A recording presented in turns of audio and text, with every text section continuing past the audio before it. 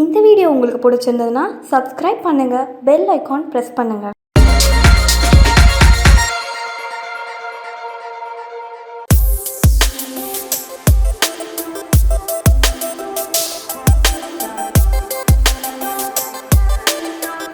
வணக்கம் நேயர்களே, இன்னைக்கு நான் உங்களுக்கு எலுமிச்சை சாதம் செஞ்சு காட்ட போறேங்க. அதுக்கு என்னென்ன தேவையான பொருட்கள் பார்க்கலாம் வாங்க.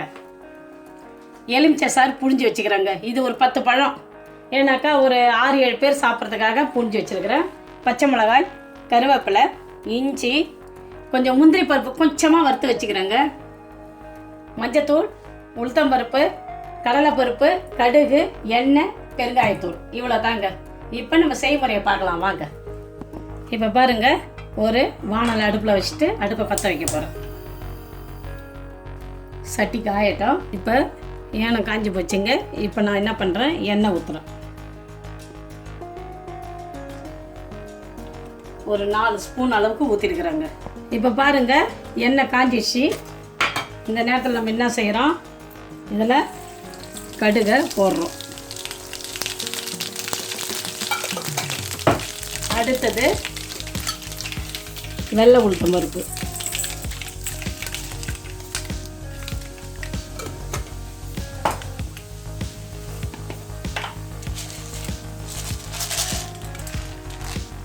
அடுத்தது கொஞ்சம் கடலைப்பருப்புங்க.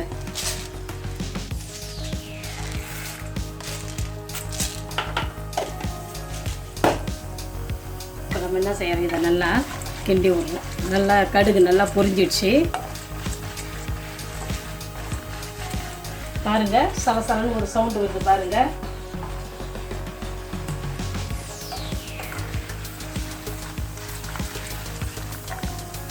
இப்போ பாருங்க, இந்த இஞ்சி இதில் நான் போடுறேன். கருவேப்பிலையும் இதில் போட்டுக்கிறேன்.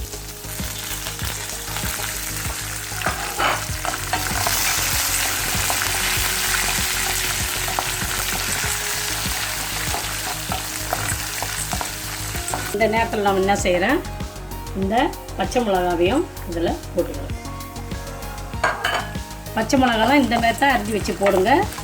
நல்லா நீட்டாக போட்டால் அது ஒரு மாதிரி இருக்கும். இந்த மாதிரி போட்டுருங்க. சத்தம் கேட்குது பாருங்கள், சலசலன்னு. அந்த கடலைப்பருப்பு நல்லா வறுபட்டு போச்சு. இப்போ நம்ம என்ன செய்கிறோங்க, சுத்தம் செஞ்சு வச்சு புழிஞ்சு வச்ச அந்த எலுமிச்சை சாறை இதில் ஊற்றுறோங்க.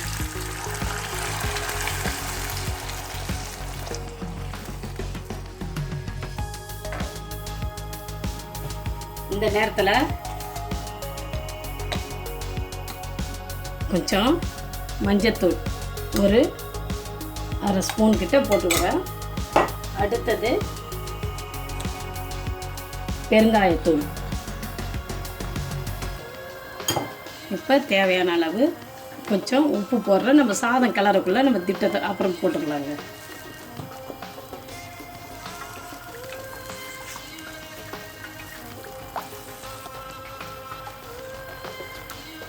இப்போ பாருங்கள், எல்லாத்தையும் கலந்து கொதிக்க விட்ருக்குறேன். நல்லா கொஞ்சம் நேரம், ஒரு 10 நிமிஷமாவது 12 நிமிஷமாவது கொதிக்கிட்டேங்க.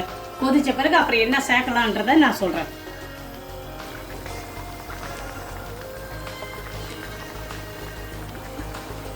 இதோ பாருங்கள், நல்லா கொதிச்சு இதோ வருது. இந்த சமயத்தில் நம்ம அந்த சாதத்தில் போட்டு கிண்டிட வேண்டியதாங்க. ஏன்னு கேட்டிங்கன்னா, கொஞ்சம் ஆற விட்டு நம்ம ஊற்றி கிண்டிடுவோங்க. இது நம்ம ஒன்றும் 10 நாள் வச்சுக்க போகிறதில்ல. இது இப்போ உடனே காலி ஆகிறதுனால இந்த அளவு இது சுண்டனால போதுங்க. இதே நம்ம இப்போ ஊருங்களுக்கு ஏன்னா புளி சாதம் கட்டுறோன்னா இன்னும் கொஞ்சம் நேரம் எண்ணெயை ஊற்றி கொதிக்க வைக்கலாங்க. இப்போ நம்ம உடனே சாப்பிட்றோன்றதுனால இதை நம்ம உடனே நல்லா கொதிச்சிடுச்சுங்க. இதுவே நமக்கு ஒரு நாளைக்கு மேலே இருக்குங்க. இது ஊற்றிக்கினாக்கா இந்த பதத்தில் நான் இப்போ இதை நிறுத்திடுறேன். ஏன்னா ரொம்ப நம்ம கொதிக்க வச்சோம்னாக்கா அந்த எலுமிச்சம்பழத்தோட அந்த வாசனையே போயிடுங்க. இதை மாதிரி இருந்தாக்கா இது நல்லாவே இருக்கும். இதோ பாருங்கள், அடுத்தது நான் கொஞ்சம் நேரம் ஆறட்டும். ஆறின பிறகு சாதத்தில் ஊற்றி நான் கிண்ட போகிறேன். கொஞ்சம் நேரம் ஒரு 2 நிமிஷம் இருக்கட்டங்க. இப்போ பாருங்கள், இதில் ஊற்றி கிண்டுறதுக்கு ரெடி பண்ணுறேன். எல்லாத்தையும் ஊற்றிடாதீங்க. எவ்வளோ தேவையோ அந்த அளவுக்கு ஊற்றிட்டு கொஞ்சம் நிறுத்தி வைங்க. இந்த நேரத்தில் இந்த முந்திரி பருப்பு பாருங்க வறுத்து வச்சுருக்கிறேன். இதை இதில் நான் போடுறேன்.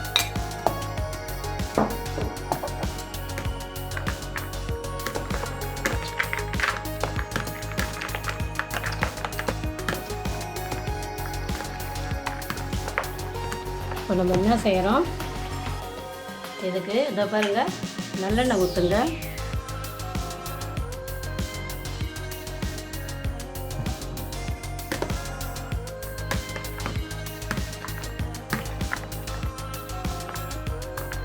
இந்த நேரத்தில் கொஞ்சம் நம்ம தேவையான அளவு நம்ம வாயில் போட்டு பார்த்துட்டு போடுங்க.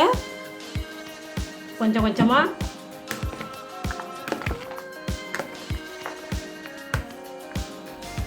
இந்த நேரத்தில் நம்ம என்ன செய்கிறோம், இந்த கொத்தமல்லி தழையை இதில் போடுறோங்க.